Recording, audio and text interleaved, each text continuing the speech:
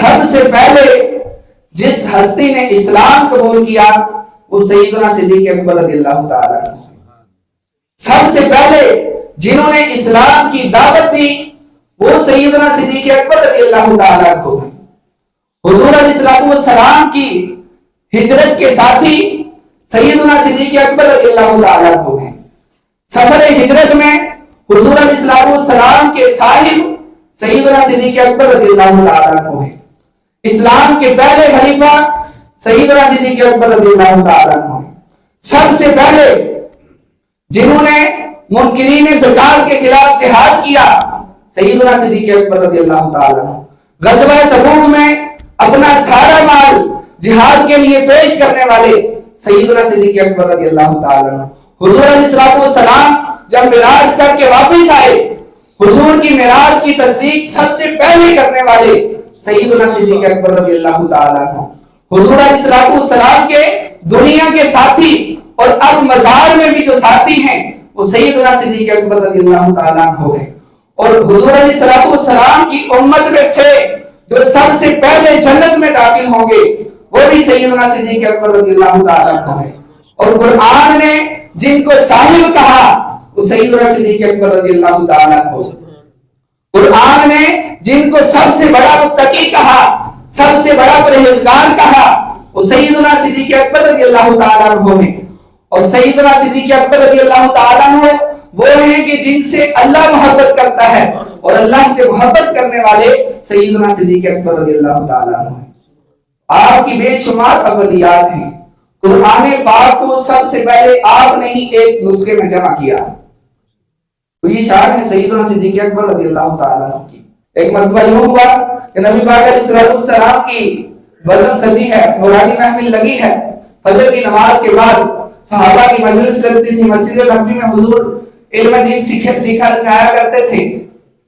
تو نبی پاک علیہ السلام نے صحابہ سے پوچھا کیا صحابہ بتاؤ آج روزہ کس نے رکھا ہے؟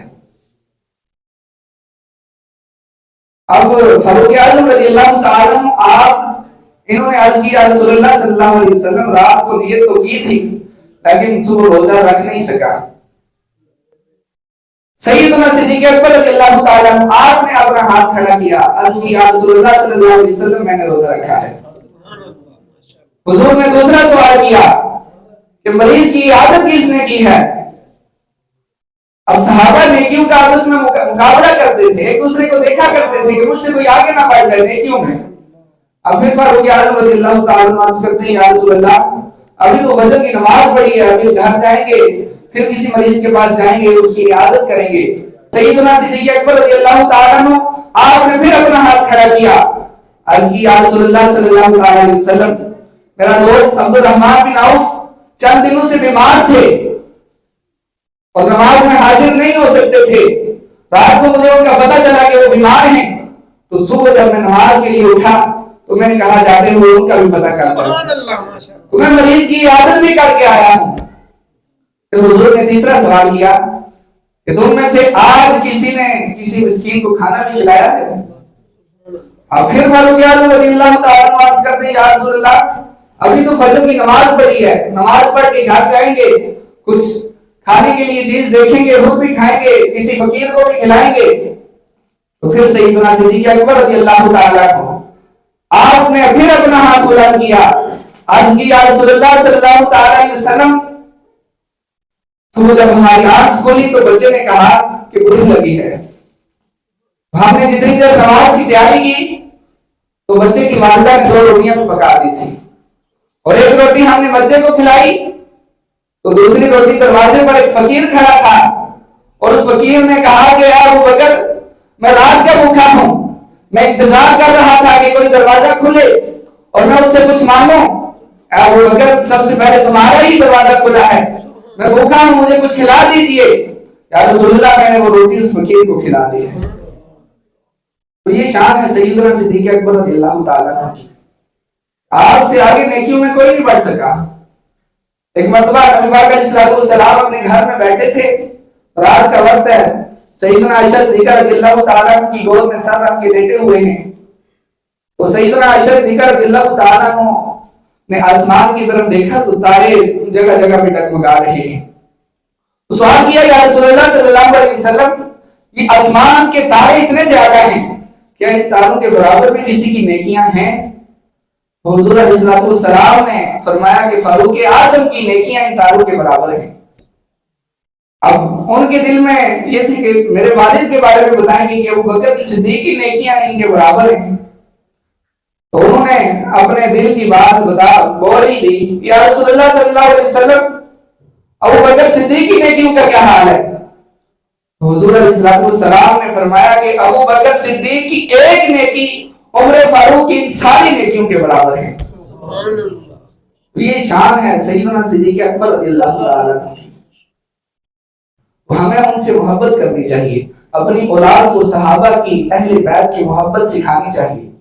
आज के दौर में फितने का दौर है, अवाम सोशल मीडिया पे गुमराह होती जा रही है, तरह तरह के फितने, तरह तरह के स्कॉलर, हर स्कॉलर अपना मौक़िफ़ पेश करता है, कुरान और हदीस को नहीं देखता, हुजूर के फरामीन को नहीं देखता, बल्कि उसका मौक़िफ़ क्या था, दो सहाबा के दरमियान इख्तिलाफ हुआ, उसकी राय क्या है, वो ये राय पेश कर रहा है।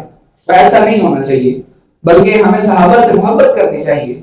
हुजूर अलैहिस्सलाम ने फरमाया कि असहाबी का नुजूम, मेरे सहाबा सितारों की मानद हैं, अगर तुम इनमें से किसी एक की पैरवी भी करोगे हिदायत पा जाओगे। और सैयदना सिद्दीक़ अकबर रज़ियल्लाहु ताला अन्हु आप पहले खलीफा हैं।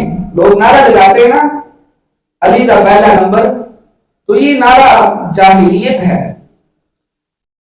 अली मुर्तज़ा करमल्लाहु ताला वजहुल करीम चौथे खलीफा थे, और सैयदना सिद्दीक़ अकबर रज़ियल्लाहु ताला अन्हु आपकी तो शान ये है कि नबी पाक अलैहिस्सलाम जब बिस्तर मर्ज पर थे, हुजूर अलैहिस्सलाम ने सिद्दीक़ अकबर रज़ियल्लाहु ताला अन्हु को अपने इमामत के मुसल्ले पे खड़ा किया। उस वक्त अगर सैयदना अली मुर्तज़ा रज़ियल्लाहु ताला अन्हु को उनकी इमामत मंजूर ना होती तो आप इतराज करते, बल्कि आपने भी सिद्दीक़ अकबर रज़ियल्लाहु ताला अन्हु के पीछे 17 नमाजें पढ़ी, यानी आप भी सिद्दीक़ अकबर को अपना इमाम मानते हैं, आप भी सिद्दीक़ अकबर को अपना पेशवा मानते हैं। और आज की जो हालात उठकर नारा लगा रहे अली का पहला नंबर, ये गलत बात है। पहला नंबर है सिद्दीक़ अकबर का, दूसरा नंबर है फारूक आजम का, तीसरा नंबर है उस्मान गनी का, और चौथा नंबर है अली उल मुर्तज़ा करमल्लाहु ताला वजहुल करीम का। तो ये सही तरतीब है। और अली करमल्लाहु ताला वजहुल करीम खुद जिनकी शान बयान करें, तो हम कौन होते हैं उनकी शान को घटाने वाले। अल्लाह तबारक व तआला हमें सहाबा और अहले बैत से सच्ची और पक्की मोहब्बत अता फरमाए, बुग़्ज़ सहाबा से हम सब के दिलों को पाक और साफ फरमाए। आमीन बिजाहि नबी करीम सल्लल्लाहु अलैहि वसल्लम।